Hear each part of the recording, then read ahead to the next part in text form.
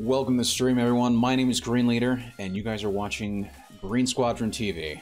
Welcome to the show. It is a new little podcast of mine, in which I'll be reacting to some just kind of whatever video game trailers, video game stuff, generally speaking, and we'll be checking out just random things that I'm kind of interested in. So, and then just kind of discussing it and just seeing what that means moving forward. So, yeah. It's a pretty horrible way to introduce it, but that's how we're going with it. But yeah, my name is Green Leader, and yeah, I'm an indie game developer, and I'm also just a big gamer, and so I figured this might be a fun way to... News. How's it going, Taepak? Thank you so much for the resub. I really do appreciate it. Not quite sure that should not have even happened. I was testing it before stream. But anyway, thank you so much for the resub. But yeah, so we're gonna be checking out a couple trailers tonight from E3 that I missed, that I didn't actually get a chance to see. We're gonna be checking out Battlefield 2042, Eldenring, I think is what it's called, and then some Starfield, which I'm really excited for Starfield. So I'll be interested to see just how good or how bad that actually looks, because I know it's been in development for a while and we haven't seen a lot of it, so I'm interested. But yeah, we'll be doing that, and then we'll be talking a bit about the Unreal Engine 5 and what that potentially means for upcoming game development. So be interesting. Anyway, but yeah. Thank you guys for hanging out, and let's just go ahead and get into it. So, first up for the night, we're going to be checking out, as I said, Battlefield 2042. We'll start with the reveal trailer, and then we will check out the gameplay trailer as well. Yeah, I've heard a lot of people have really liked it. I haven't actually watched it yet myself, so yeah, I don't know. I'm excited. I'm excited for it, but we'll see. Let's actually just pause the music quickly, and let's go ahead and just put this into full screen mode.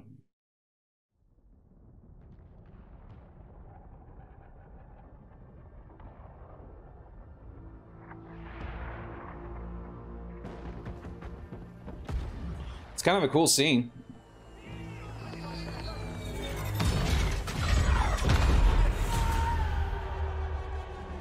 Why does this feel like this is sort of lower quality? It's 720. 720. It's not horrible. Let's just get that up.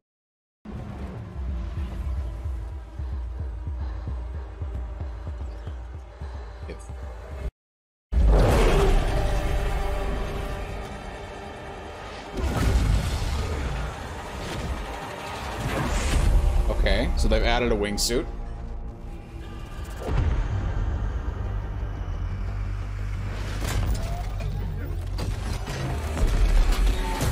And of course, with it being 2042, it's going to be some futuristic stuff.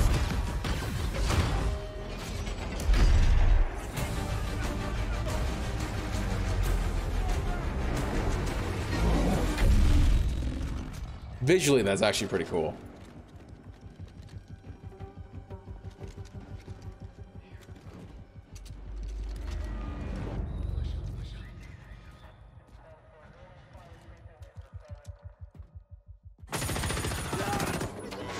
Okay.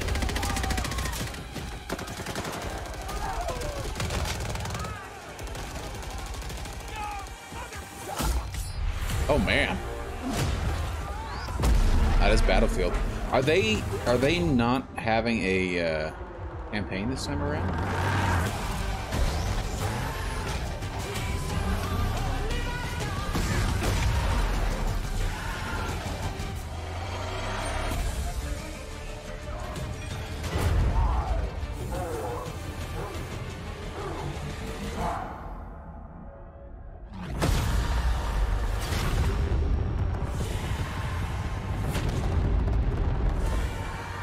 Okay.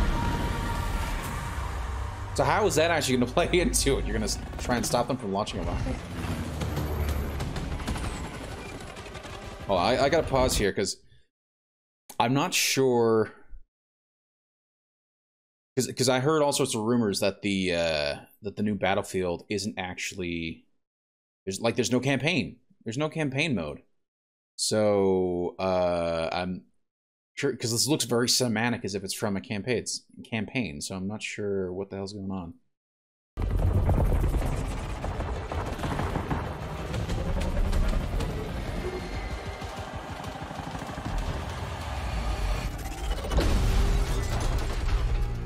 Nice.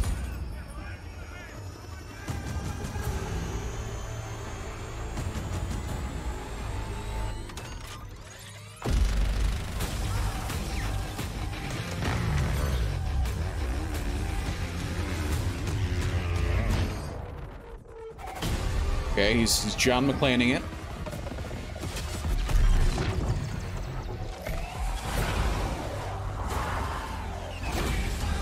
Oh, is this what I think it is? Yeah, okay. I heard about this before I saw the trailer. Okay. You know, the jump out of the cockpit, shoot somebody with a rocket launcher, and then jump back in the cockpit of your plane. Okay. That's actually a pretty cool touch that they put that in there.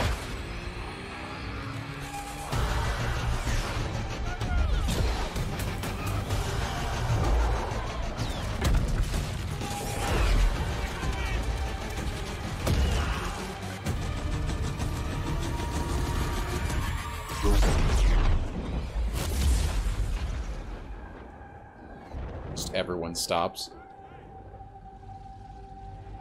Tornado coming in. Okay. So they're just gonna try and shove everything in this game then. That just gets some of that environmental destruction with storms and whatnot, like what they did with Just Cause 4.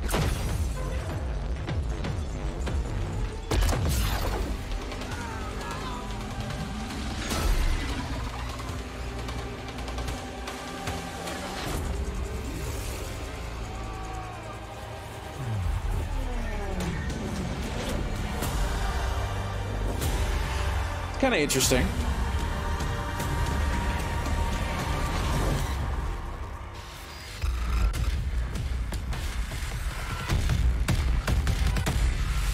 I love the Battlefield main theme. I'm actually more excited to hear the Battlefield main theme than anything else. Kind of a cool take on a Kickstart. Yeah, Kickstart My Heart. That's pretty cool. Pretty cool. I like it. I think it's. Let's see if I can't get. There we go. I think it's pretty interesting. Looks like it's pretty straightforward Battlefield, just back in more of a modern / futuristic setting, which I prefer. We've had the last two Battlefields be olden timey war, World War I with Battlefield 1, and then World War II with Battlefield 5. Nothing wrong with those, but it's just, I feel like Battlefield, particularly, they already started with World War II. I feel like a good portion of their games have been World War II shooters, and World War II shooters have kind of been done to death. So, would be nice to see more modern, or return to more modern or semi-futuristic Battlefield. So that's pretty cool. I like that. I like that a lot. And let's go. No idea if there we go. No idea if how much of that is cinematic versus actual gameplay. We'll actually see once the game comes out.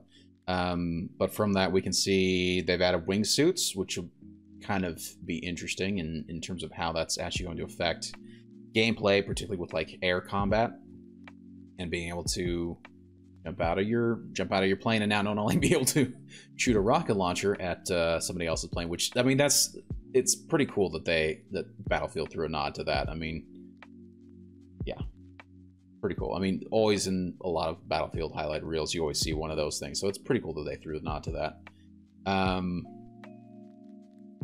But yeah, it's just interesting to see how that wingsuit's going to come into play. You see some new like future tech, like like little robot dog thing that you can throw out there, and have that go out and attack people. That'd be kind of cool. Potential. Although I mean, Battlefield doesn't do kill streaks, so I don't know how that would work. Other than just it's a utility thing like the anti-tank mines or rocket launchers or anything else like that. Probably got like one of those, and then you can deploy it once, and that's it. I don't know. Or maybe it's something that you have to pick up on the field, right? Like I know with Battlefield 5, you can pick up the flamethrower. You can pick up the flamethrower in Battlefield 5. You can't really spawn with it, but you can find it on the field. So if nobody else is using it, you can go ahead and pick it up and start using it, right? So maybe it's going to be something like that. I don't know. It'll be kind of interesting to see how that's going to turn out. And then lastly, the environmental destruction with the storms. Whether they did that because they're actually going to do that, or because they just wanted to just throw in something crazy for the trailer, I don't know. And the other thing is, a lot of that stuff, it looks like, particularly when they were like close in on like the non-battle stuff, it did seem like there was some potential for maybe a campaign, but I mean, everything that I've heard is that there's not even going to be a campaign. Let me just verify this right now. Does Battlefield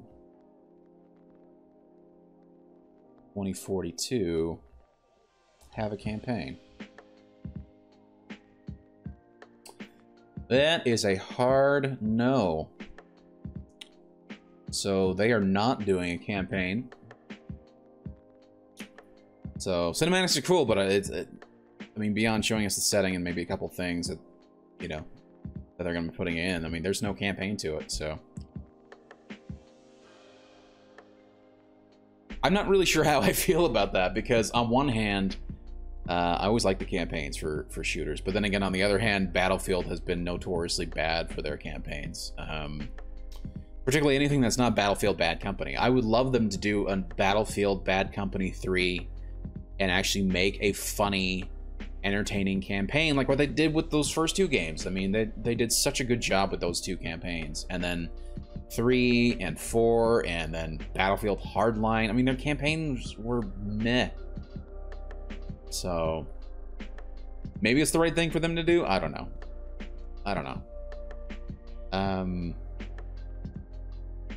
Yeah. But it's an interesting move for them to actually cut out the campaign. I've got mixed feelings on it, so I'll just leave it at that. So why don't we go ahead and check out the gameplay trailer and see what we can get from that.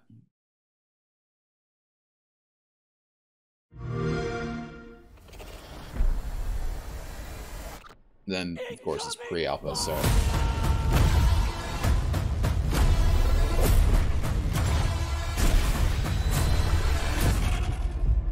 Attention all squads. The Russian troops are falling back. Do whatever you can to secure the sector. It does look like Battlefield. Just the random guy running up on the roof. But not far enough. Do not let them regroup.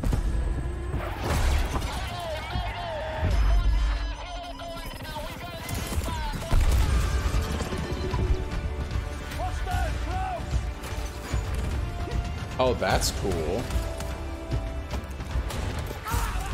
That's actually very cool.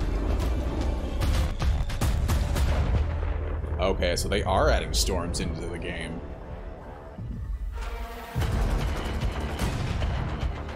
That'll be very interesting.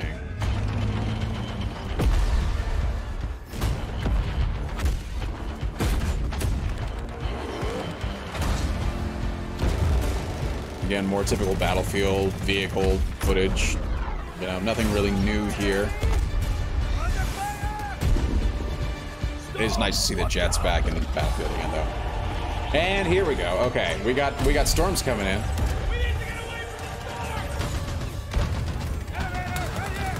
It's just a matter of go indoors. Ooh, wait, what?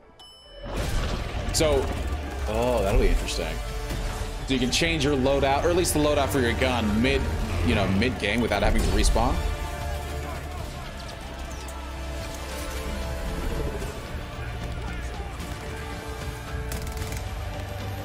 Yeah, that's probably a good way to get shot and die on that zip line. But this will be cool. And wingsuit. Nice. Okay.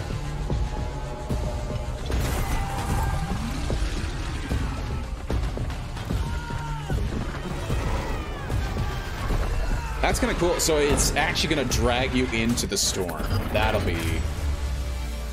going to make things a little hectic for sure.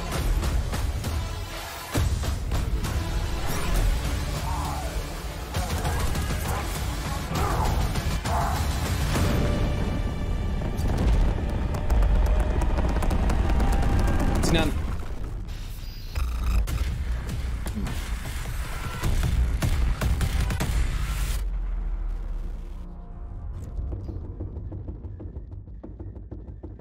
prepare for more on that. By the way, that's my birthday. Ooh. So they're gonna potentially reveal more on July 22nd. So that'll be interesting. That's actually definitely a lot more interesting. Let me see if I know. No. Let me see if. No, I don't care. Go back.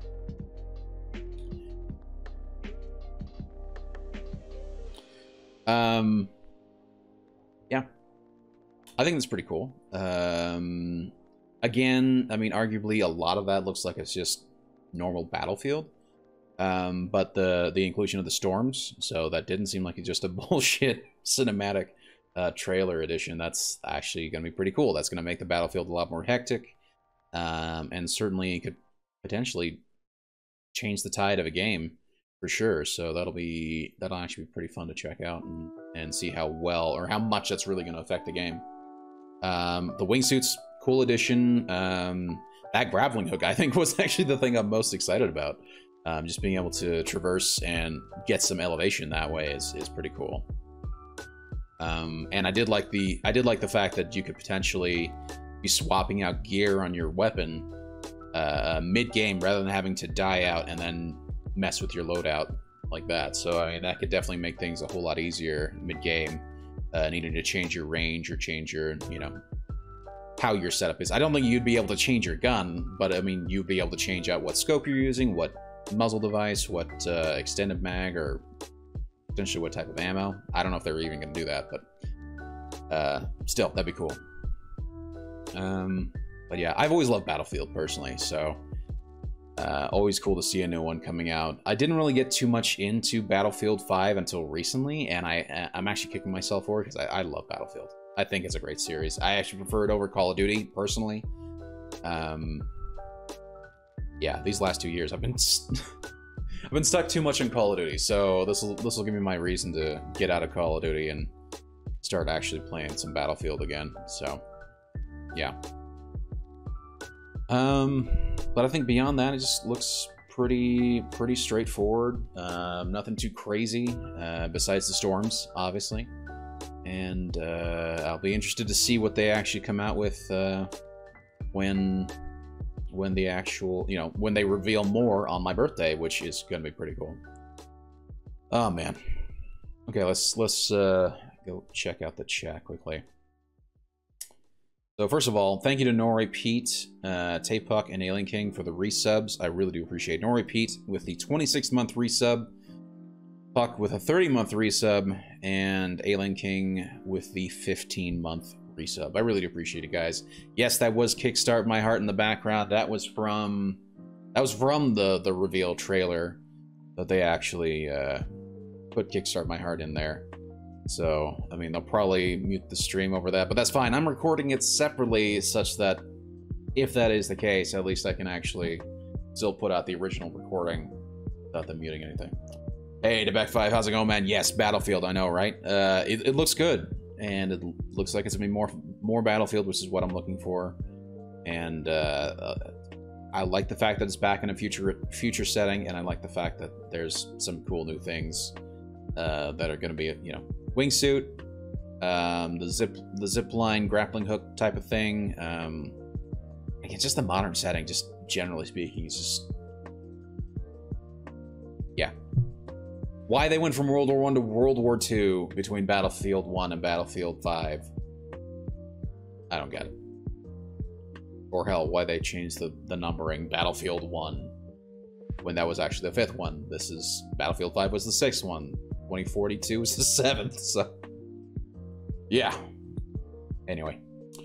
Video game naming conventions make zero sense. Yeah, exactly. Enough of the World War II nonsense, exactly. Okay. So now that we're done with Battlefield, let's go ahead and check out Elden Ring. So if anyone is not familiar with Elden Ring, apparently this is the new From Software game. This is the official gameplay trailer that I'll be looking at. Yeah. From Software, you know it's going to be a Souls game of some kind. Which, again, there's nothing wrong with that. But, I mean, they used to do more. I mean, they used to do the Armored Core series. And then I was pretty sure they had another... Let's just check out From Software quickly.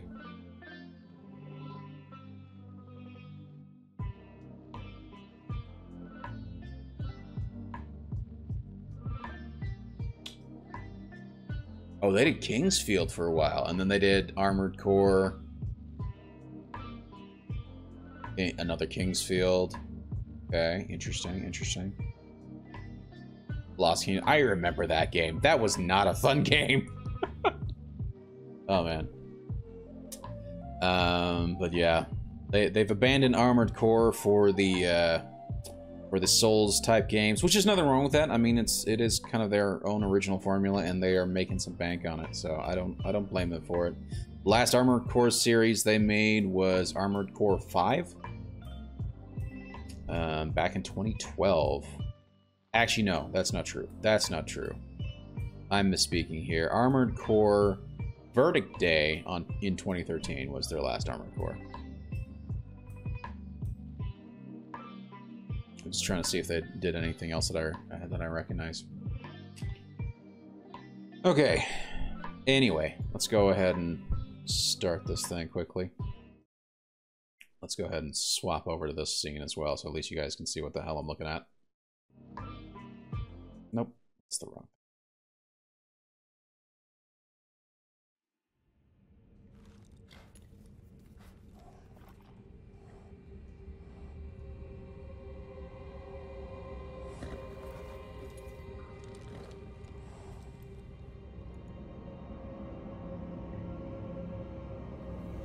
Oh, okay. The tarnished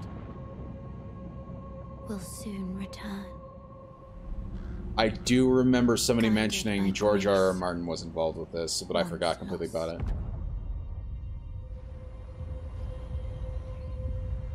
The Golden Order is broken to its core.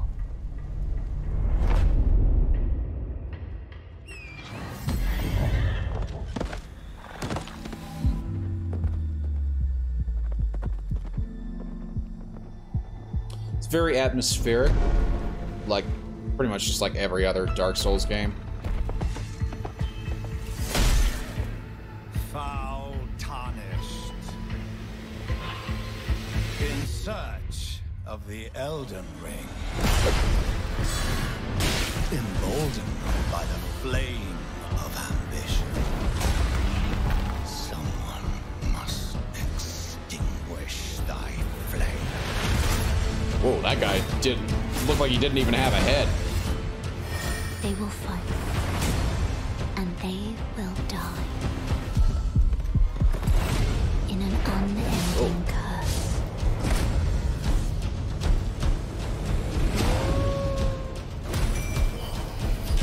Okay.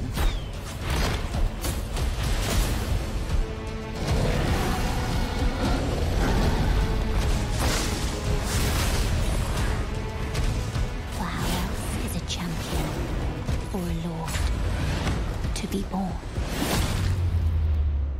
Okay. Well, It's gonna be extreme, just like every other Dark Souls game. a lowly tarnished. Playing as a lord. I command thee now.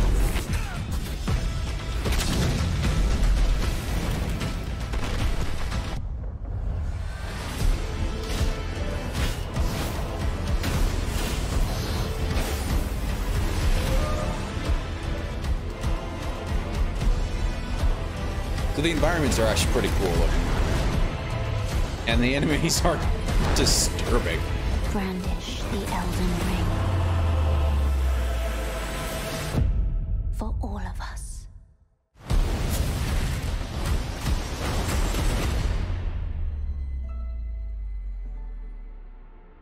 Okay. It's kind of interesting.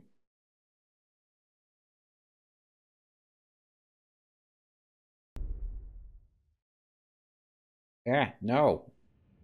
Did you restart? I didn't want you to restart. Let me just pause it right here. Oh, man. So it looks good. Well, looks like Dark Souls. There's nothing wrong with Dark Souls. It looks like if you are a fan of Dark Souls, you'll probably be a fan of this. I didn't see anything particularly crazy or different. And here, let me get rid of this. Yeah, looks like Dark Souls. Dark Souls with a horse. Or deer. Or was he riding a horse? It looked like he was riding a deer, almost like in Princess Mononoke. Let me pull that up so you guys can see what the hell I'm talking. If any of you are not familiar with Princess Mononoke, first of all, it's a great Studio Ghibli film. But the main character rides an elk of some kind.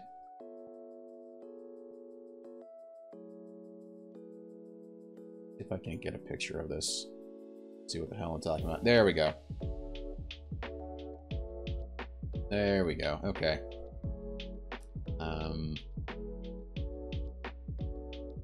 Okay. So it looks like it looks like the character from Elden Ring rides an elk in a similar vein as Prince Ashitaka rides an elk in Princess Mononoke. Kind of interesting, kind of cool, stylistically chosen, or stylistic choice from Software.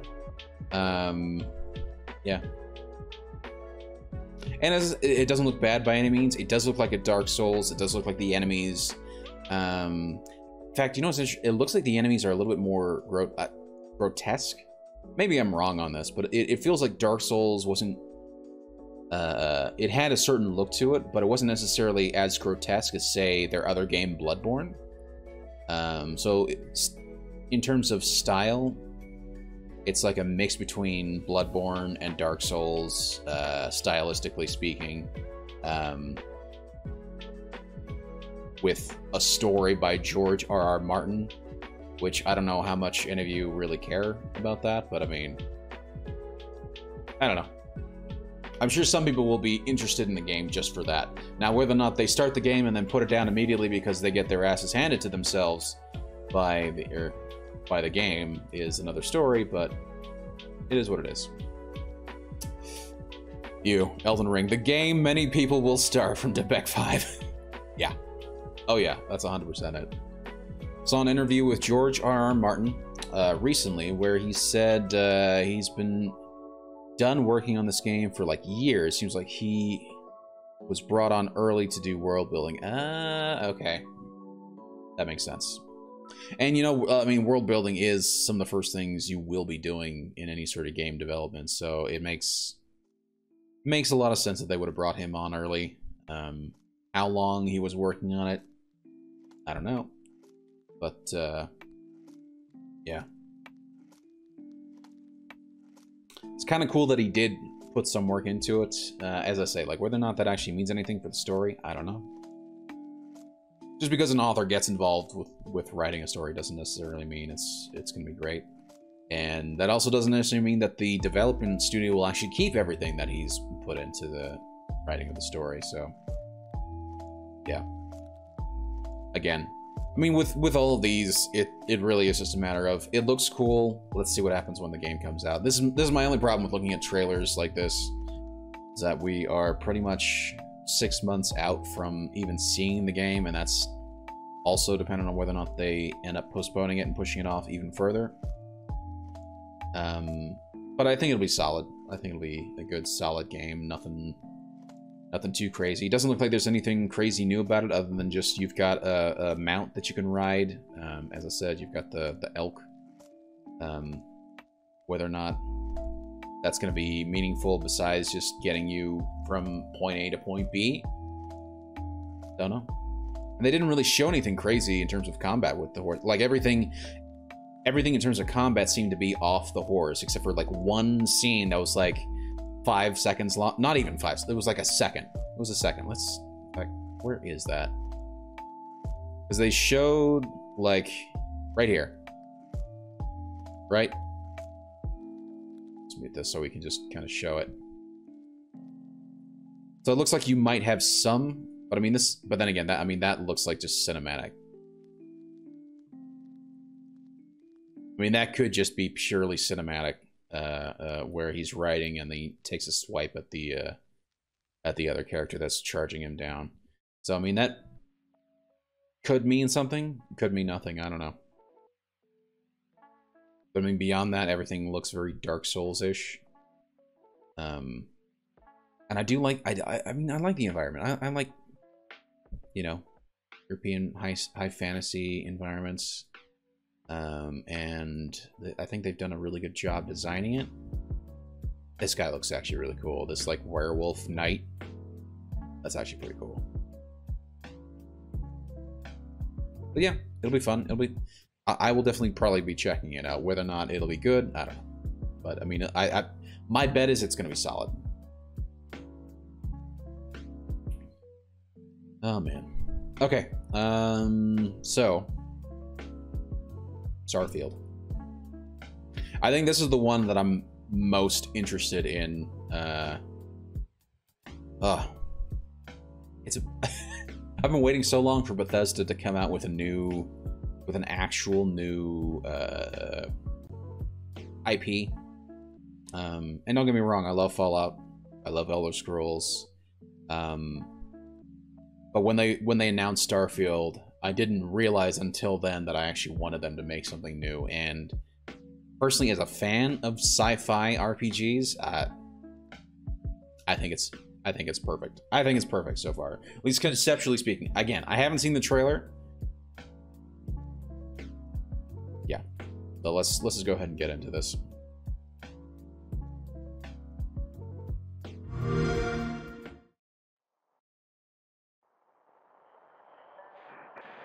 Oh, and this is gameplay.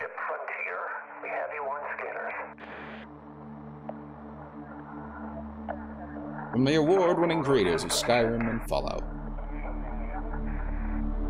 Brand new universe. 25 years in the making. Really? So they've been working on this for 25 years? Maybe they've been working on the world for 25 years. I don't know.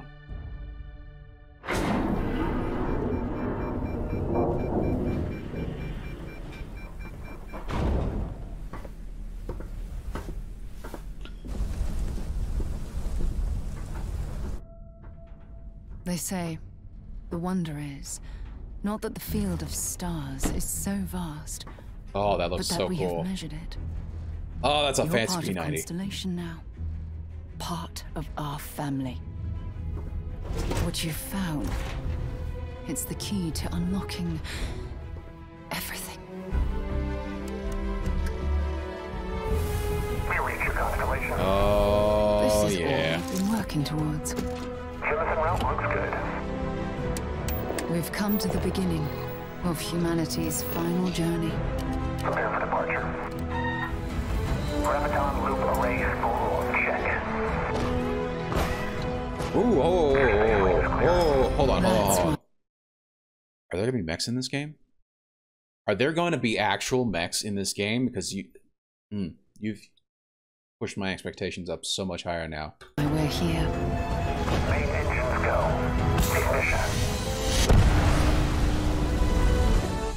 To discover what's out there. Good luck, Constellation. You are go for launch. November 11th, 22. Bethesda loves that. They love that date.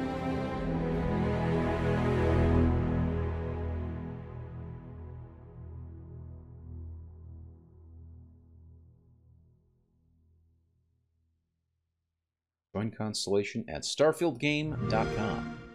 Play it day one with Xbox Game Pass. Microsoft. Okay, so let's try and take a look at that and see.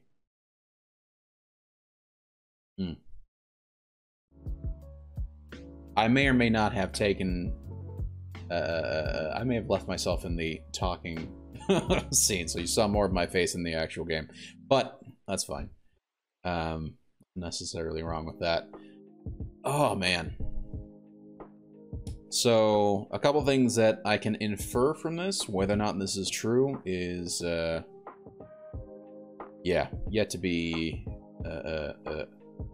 confirmed. But so far, looks like obviously futuristic. I can only assume would be RPG. They didn't show anything that would indicate otherwise, that it is or that it isn't. But with Bethesda, I'm pretty sure it's an RPG. Where's the mech?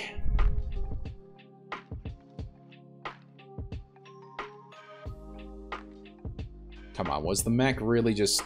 Oh, there it is. So my hope is that we'll be able to pilot a mech. Maybe they're just robots. Maybe they're just robots. But I would... Oh, it'd be so cool if they had mechs. Pilotable mechs would be very, very cool. But then just the fact that you can take off, at least that's what it looks like, right? You can potentially take off and actually fly around other planets. Would be very cool. Now, here's my concern. I know Bethesda, they do a great job with building these worlds, but sometimes they don't have the time to go in and make it as big or as lived in or as full as I would like it. Doesn't mean I'm not going to play the hell out of it, but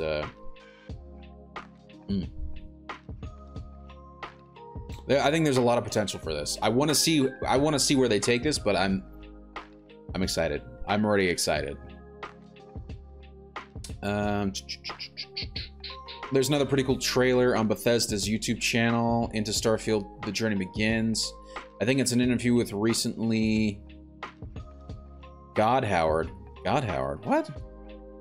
Said it's like Skyrim in space. Well, I mean, I figured that was what they were gonna go for, like Skyrim in space.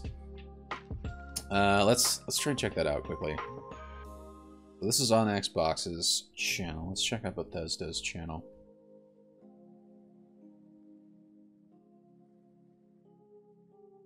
And where is... Let's just go to the videos recently. No. Not Doom. Nope. There we go. This one. Okay, let's just go ahead and watch this. And let's see...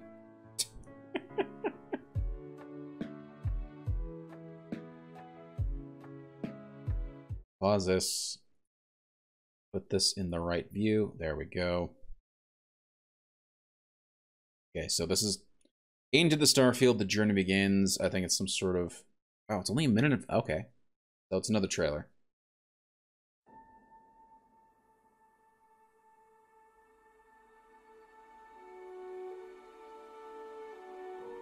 At Bethesda Game Studios, we love to create experiences that, through art and technology, transport you. Skyrim. We've brought that to many worlds, but never to what's above us. When we look to the sky, we wonder if we're alone. What's out there? What our future holds. Are they low-key trying to tell us they're aliens? Since every element in each of us is from the stars, we want to return.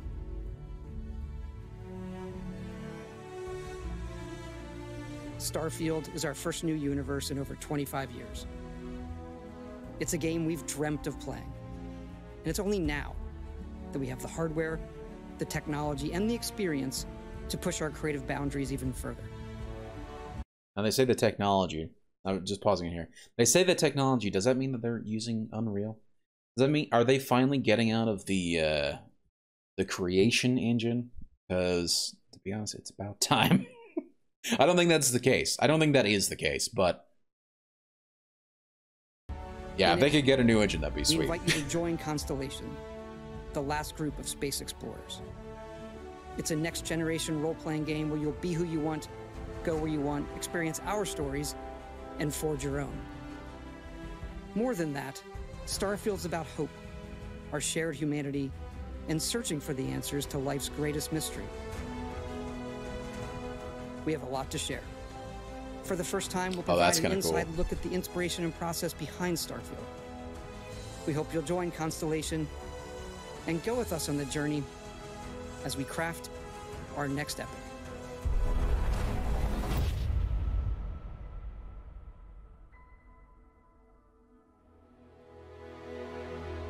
Very cool.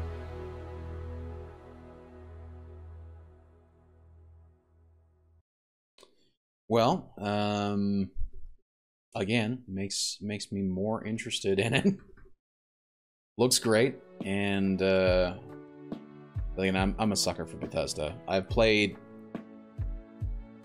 gosh, every Bethesda game since Morrowind, and the only one I haven't played is Fallout 76. And no, I don't consider Elder Scrolls Online a Bethesda game. So no, I haven't played it. No, it's a new version of the creation engine. Okay. Please tell me they fixed the character animations, because I mean like even in Fallout 4, the animations still feel stiff for the actual NPCs and characters and whatnot. They still feel a little plasticky. You know what I mean? And so many other games have done it so well. And don't get me wrong, I love Bethesda. I think their writing's really good. I love a lot of their gameplay. But yes, please fix some things, particularly like animations, dealing with bug crashes, and things like that. But I'm excited for it. I'm very excited for it. I don't mind the fact that they're pushing off Elder Scrolls 6 to work on this game. I have no problem with that. In fact, it gives me a little more hope that they'll actually spend more time on Elder Scrolls 6 to actually make it really good. Or at least that would be my hope, is that's what they're actually going to do with it. But yeah, I think it looks really cool. Maybe somebody in the chat can answer this for me. So the Outer Worlds was by Obsidian Entertainment, right? And it looked and felt a lot along the same lines as this, right? Where it feels like a Fallout game or an Elder Scrolls game in space. But I don't know if you can actually travel to different planets, or if it was just all on one planet. Let me just go ahead and, if I can spell Outer Worlds.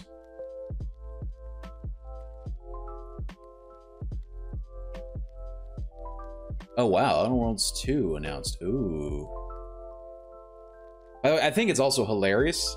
I think it's also actually hilarious that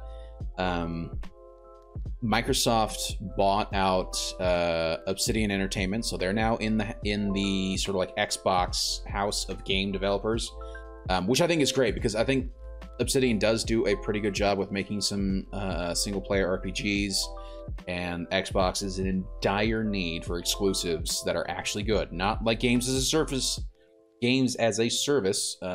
exclusives like Sea of Thieves or State of Decay, but like actual single-player exclusive games to really help them differentiate themselves from PlayStation, because PlayStation does a phenomenal job with their single-player experiences.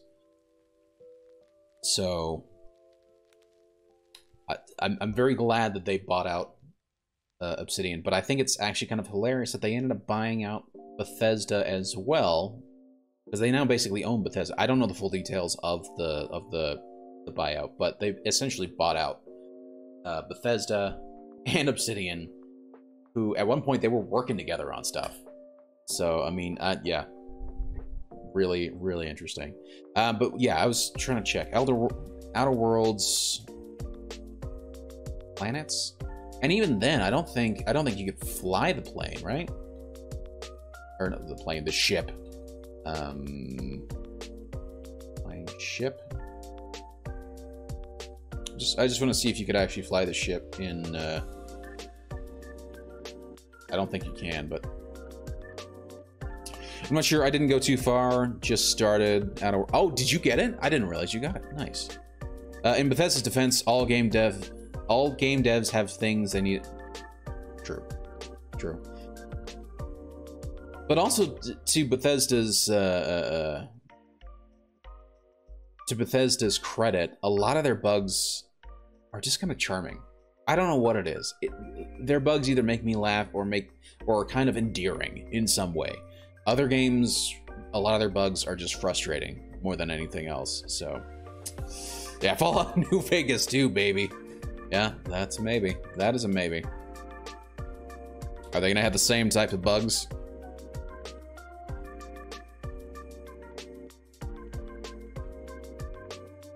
Okay, so you can't control it when you take off the ship.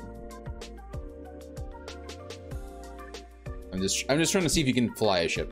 And who knows, maybe they won't do this in Starfield, but I think that'd actually be pretty cool if you could actually control the ship in Starfield. They may not do it. I could see them very much not doing it, but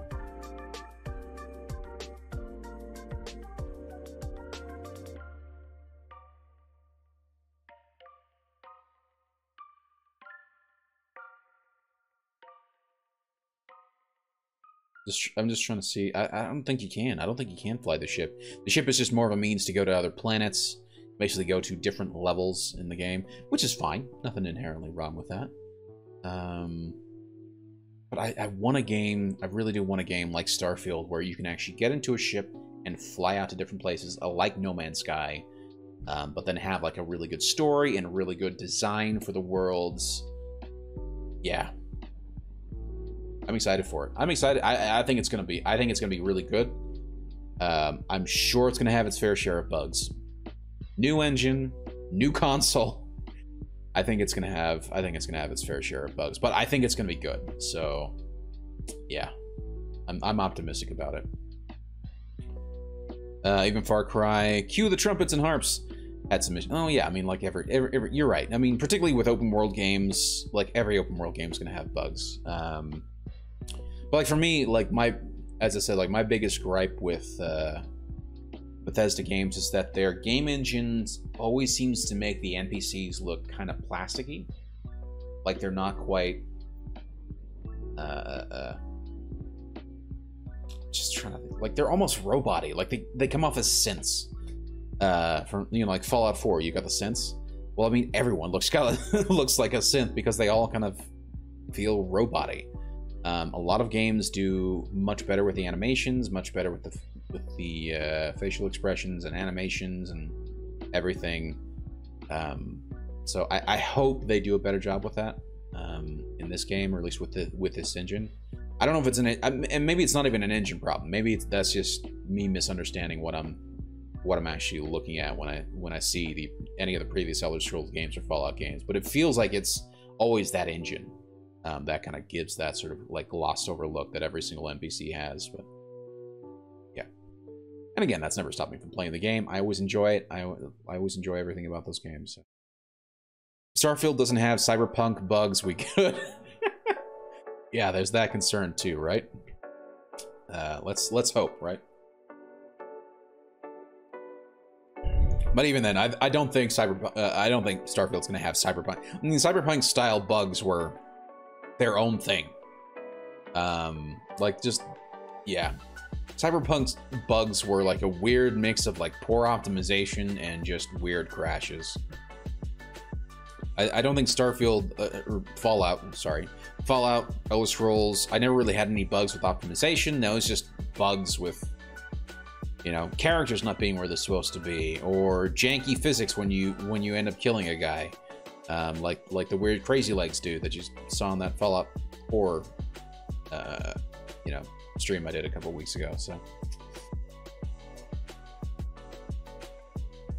yeah, exactly. Please fix how characters look in AI. Yeah. Oh yeah, no way. I totally expect some Bethesda bugs in Starfield, but nothing too crazy, which I'm fine. Yeah, exactly. And which that actually gives me a good segue into the next segment. Unreal 5. So Unreal 5, I actually didn't see the trailer, but I've seen enough of it. And I saw Corridor Crew's kind of like they talked quite a bit about it in one of their recent VFX artists react, and it looks pretty cool. Just in terms of the tools, or not the tools, but I'm trying to think the right way to word this. The way that they've actually improved and implemented level of design, or sorry, level of detail in the new engine, and yeah, it looks like they've done a lot to improve that algorithm, such that it's going to help optimize games moving forward. Yeah, let's just go ahead and just take a look at it, and we'll discuss it after the fact. But yeah, so this is welcome to the Unreal Engine 5 early access video from last month. Apparently, I didn't realize this, but the Unreal Engine 5 trailer came out 3 months ago. I didn't realize that. I just only heard about it at E3, so let's just check this out. Let's also switch over to this so you can actually watch the video as well.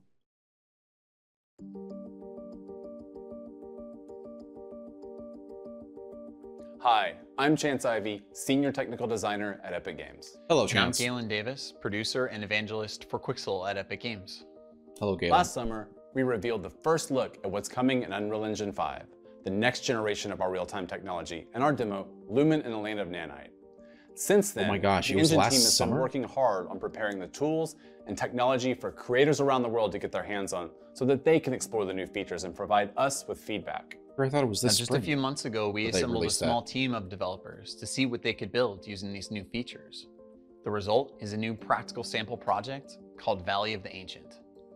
And today, we're excited to give you the very first hands-on look at some of the new tools and workflows that we use to build it. Now, we've got a lot to get to, so let's get started.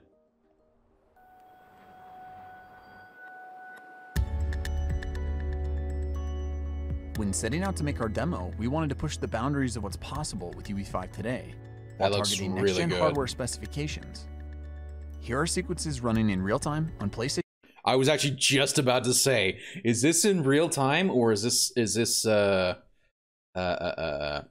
the word? Is this like pre-recorded and rendered? This is real time. This is actually amazing. 5 and Xbox Series X.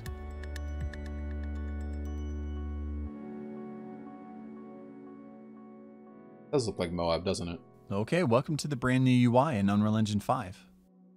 While a lot of the same features and functionality that you've come to know in UE4 are still present in the new UI, we've Now, a caveat before I continue.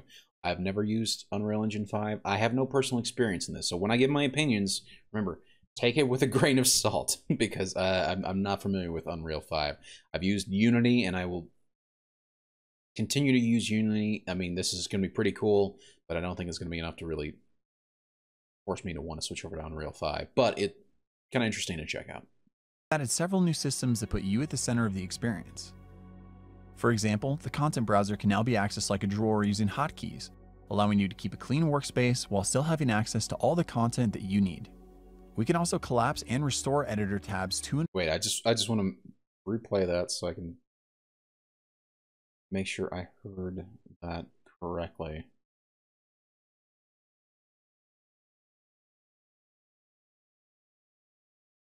we've added several new systems that put you at the center of the experience.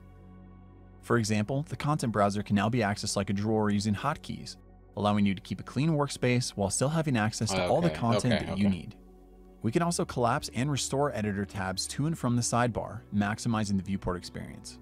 And you're going to see a lot more of the UI as we get further into this presentation, but we can't wait for you to get your hands on it. Now, one of the main features of Unreal Engine 5 is Nanite, our virtualized micropolygon geometry system that frees artists to create as much geometric detail as the eye can see. Now, this is actually going to be the coolest part of Unreal Engine 5. Just this, for multiple reasons, but mainly for optimization and for in terms of actually creating beautiful scenery. Virtualized geometry supports orders of magnitude more triangles without compromising speed. and replaces the traditional system of mesh LODs, handling all detail transitions seamlessly without any additional setup. In other words, Nanite lets the artist create while the engine does the work. Switching to this Nanite visualization, you can see individual triangles rendered out as different colors here in the viewport. And because the geometry is now virtualized, you can feel free to place assets like these all throughout your scene to fill out a massive player space. Using this debug view, you can see individual instances represented by different colors from swatch to swatch. Holy cow. Each instance in this environment contains around 1 to 2 million triangles, providing enough detail for the camera to roam with complete creative freedom. Now, UE5's new anti-aliasing solution, Temporal Super Resolution, keeps up with all this new geometric detail to create sharper, more stable images than before, with quality approaching true native 4K at the cost of 1080p. While highly detailed assets are great on their own, high-quality lighting that realistically reacts to your scene is what opens the door to more dynamic worlds and immersive gameplay. Yep, lighting is super important. So if they can, they can actually get that to work and work well with that amount of detail and that amount of triangles on the screen, that's actually very impressive. Lumen is our fully dynamic real-time global illumination solution that immediately reacts to scene and light change, making for more believable experiences. And the GI hooks in directly with our time of day settings, allowing for true physically based setups for photorealistic environments. The Megascans library has meticulously calibrated physically based surfaces and objects in the thousands of assets as of today. And the assets that we're highlighting here show just how powerful it is to have Nanite and Lumen working in tandem. Also, thanks to the new Sky Atmosphere system, it is incredibly simple to quickly simulate realistic time of day, carefully art-direct volumetric clouds, and make modifications to things like atmospherics, sun position, and fog. And for this example, we wanted a fully dynamic scene. No light baking. You know what's actually crazy? Hold on, let's go back to this scene. Where were they dragging the clouds?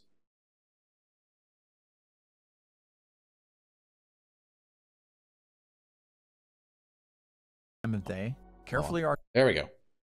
I thought this was an image.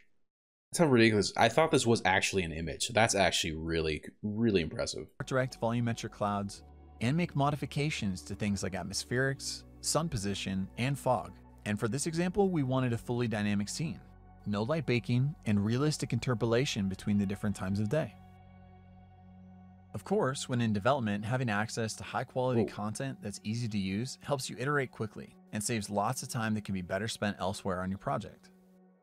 With Quixel now being a part of the Epic Games family, we've made the full Megascans library free and open for all Unreal Engine users. Bridge, our online browser for Megascans assets, has historically functioned as a standalone application for quickly exporting assets in bulk directly into the engine, albeit separate from Unreal. They definitely pulled stuff from Utah. Today, we're happy to announce that Bridge is now natively integrated directly into the engine UI. Now you can simply drag and drop assets directly into your scene for a more intuitive and connected experience.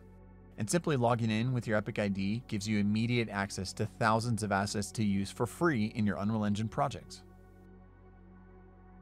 Wow. We are constantly looking to enhance the value of the Megascans library. And today we're excited to announce that we're adding a brand new asset type called Mega Assemblies.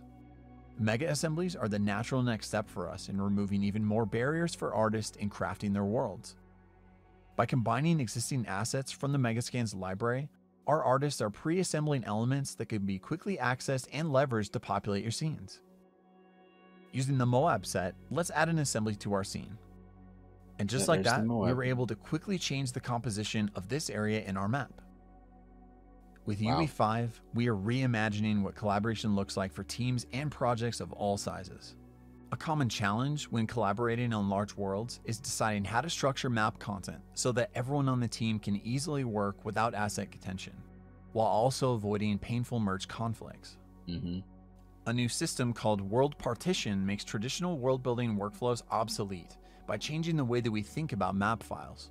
Rather than requiring artists to build out map content as a series of streaming levels, World Partition allows teams to think of a single map as one large world that gets broken down automatically into many smaller, streamable cells on a grid. Okay, that's These cells very can be cool. selectively loaded or unloaded in the editor to save on edit time resources, allowing artists to only load up the sections of the map that they need. On top of that, changes to actors in a world partition map are tracked at the actor level, not at the map level. This one file per actor approach empowers different team members to work on different actors in the same map without having to worry about their changes getting clobbered in a merge or having to revert to get someone else's edits. Now, this approach means you could have artists lighting, set dressing, and reworking the landscape simultaneously, all within the same virtual space.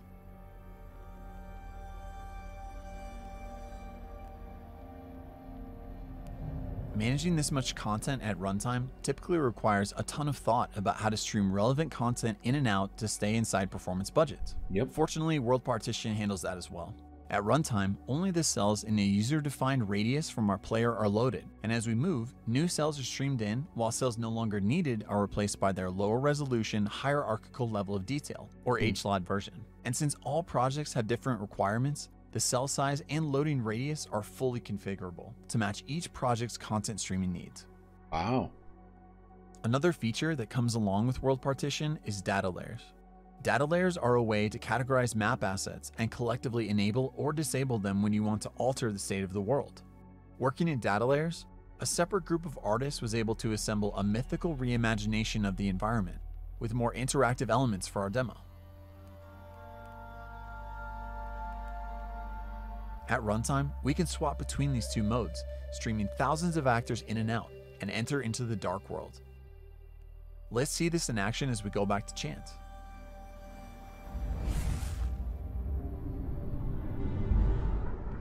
Thanks, Galen.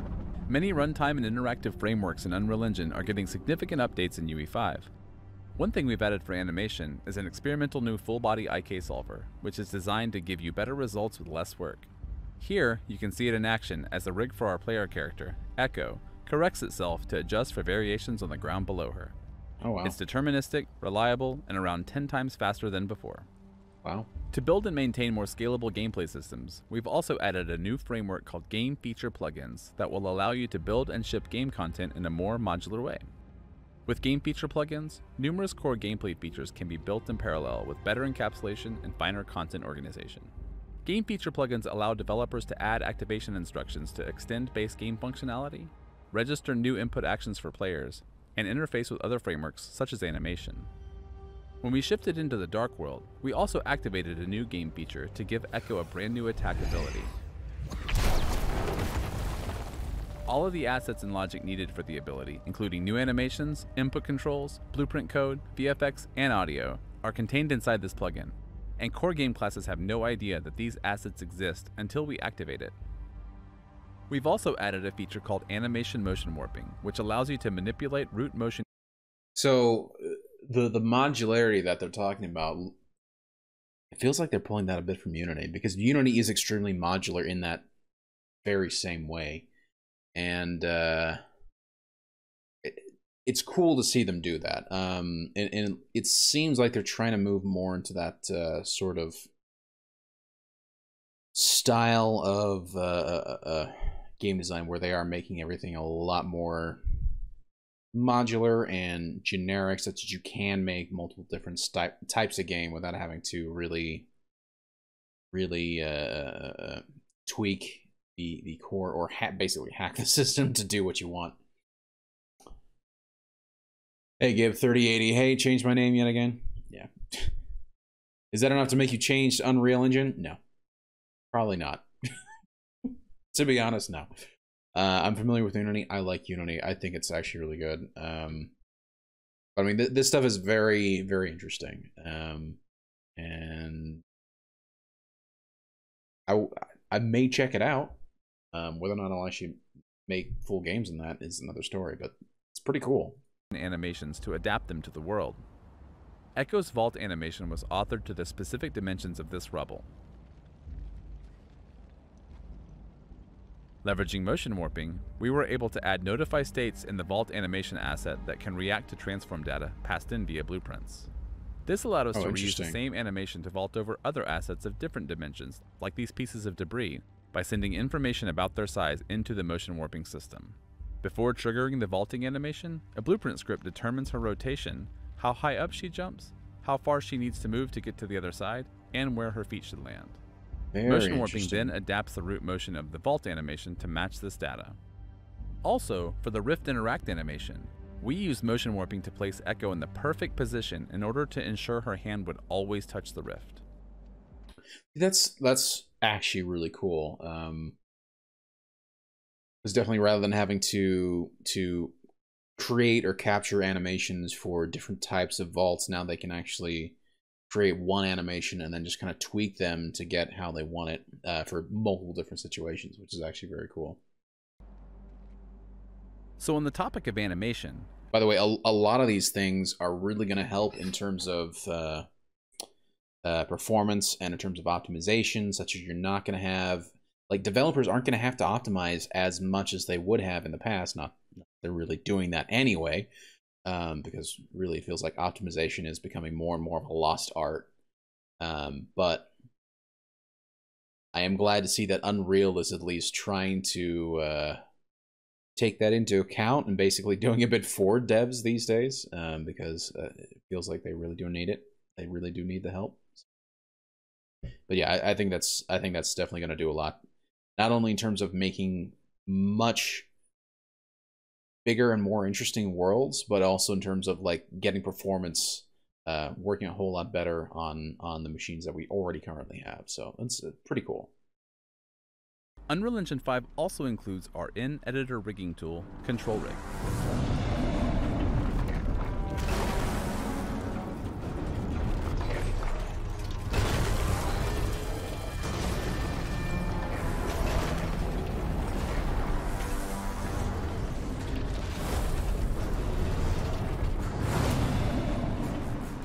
Meet the Ancient, a film-quality creature imagined and built by our friends at the Aaron Sims Creative Company. We partnered with Aaron Sims and his group of talented artists to concept the Dark World and to bring it to life through an enormous mythical adversary. Now, cool. Every single animation for the Ancient was authored wholly in Engine by the Aaron Sims creative team using Control Rig and Sequencer, our linear cinematic animation tool. Also, just to push the boundaries a bit, they even built it out of a collection of nanite meshes totaling over 50 million triangles attached directly to the skeleton. Oh wow.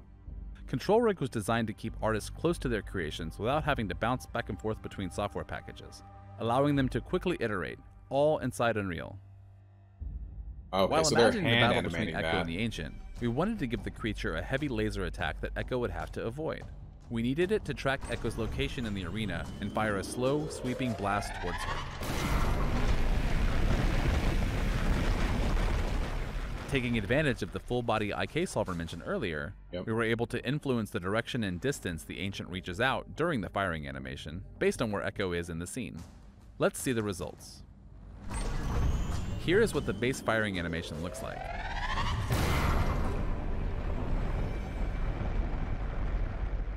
And here it is again, with the full-body IK post-process layers enabled, and our info about Echo passed into Control Rig. With full-body IK and Control Rig, designers and artists can now author fully dynamic animations that react to gameplay without having to build complex animation state machines composed of numerous animation assets. Again, something else that's going to help improve performance and improve optimization without the developers even having to even think about it. Again, very cool. In Unreal Engine 5, we've completely overhauled the audio engine, centered around meta sounds, a new asset type used for every sound effect in our demo.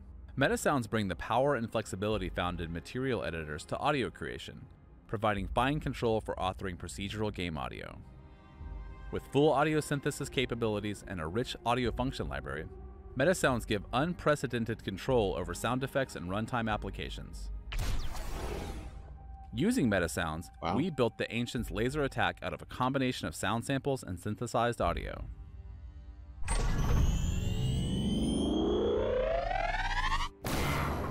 Let's briefly break down how it was set up. Using the stereo mixer, let's isolate and play just the synthesized charge sound.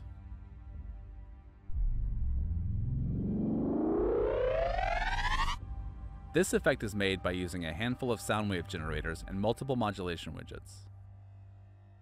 Now, let's mix back in our sound samples to hear the final result again.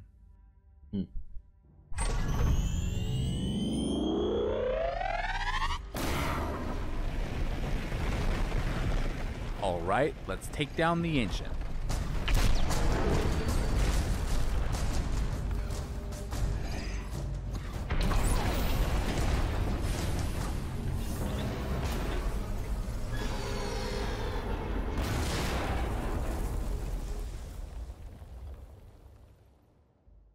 Now, everything we've been showing you in today's demo focuses on some of the new features in UE5, but many of your favorite UE4 features, such as Niagara particles and visual effects, chaos physics, blueprint visual scripting, and more have also received numerous updates in Unreal Engine 5. Plus, all your UE4 projects can be upgraded to UE5, so you won't have to worry about forward compatibility for what you're working on now. I would think that they would do that. Like Unity has been doing that for forever. I would hope that Unreal would do that as well. Here at Epic, we are passionate about building great tools and new technology. And a big part of our excitement is being able to bring you, the developer community, on the journey with us. So today, we're making an early access build of Unreal Engine 5 freely available on the Epic Games Launcher and the Unreal Engine GitHub, so you can explore and test out these tools yourself to get an early look at what's coming later in the full release of UE 5.0. Also, we're releasing the project source for Valley of the Ancient, so you can check out how we use these features to build everything you've seen in today's demonstration. We've got a series of deep dive conversations on these topics lined up for Inside Unreal, our official weekly live stream, where you can hear from the engine dev team and ask your questions. Now, these are still the early days of UE5, and you can expect more news and features to be announced as we move closer to a production-ready release targeting early 2022. Follow the Unreal Engine social channels for more information, and feel free to download the early access release of Unreal Engine 5 and the Valley of the Ancient project today. Thanks everyone for watching, and welcome to Early Access.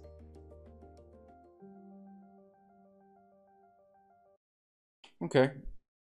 It's interesting. Is it enough to convince me to switch from Unity to Unreal? Probably not, but I like a lot of what they're trying to go for, and yeah, I think they're doing an interesting job in terms of helping to pretty much automate optimization, and now whether or not developers will be able to take full advantage of it, who knows? But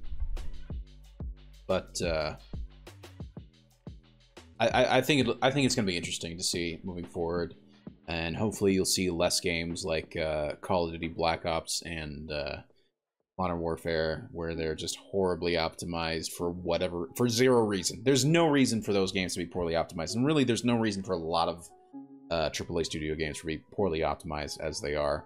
So I'm hoping that this will actually improve things. But then again, at the same time, a lot of AAA studios don't use Unreal. A lot of them use their own in-house built engines, like Call of Duty. I know they have their own sort of IW game engine. I know Bethesda has the Creation Engine. Ubisoft has Frostbite. And there's one that there's another one that Snowdrop, I think is what it's called. Not Ubisoft. EA has Frostbite, and then Ubisoft has that like Snowdrop, whatever it's called. So whether or not it's actually going to affect any of those developers is yet to be seen. But I mean, at least for indie devs and for smaller large companies, they'll at least have that automated optimization going for them. So yeah. Yeah, I think the C3 was actually a pretty good one, and there were some very cool things to come out of it. I know the Unreal Engine stuff wasn't associated with it, but I mean, the trailers that I was excited for, particularly Battlefield and Starfield, are the two that I'm most excited for, and they look phenomenal, and I think they're definitely going to be really good. So anyway, guys, that's actually going to be it for this episode of Marine Squadron TV. If you guys are watching on YouTube, please consider subscribing and liking the video, and same thing for Odyssey as well. If you guys are here on stream, we will be going to a slight break, and then we'll be switching over to some actual video game playing in a second. But yeah, if you guys are watching on YouTube or Odyssey, you can check this out live at twitch.tv/green_leader87. I'll be streaming these Friday nights, and we'll be checking out sort of videos and news articles and whatever that you guys decide to help me find, or anything that I find interesting. Anyway, but yeah, so be sure to come check that out, and yeah, hopefully I will see you guys next time.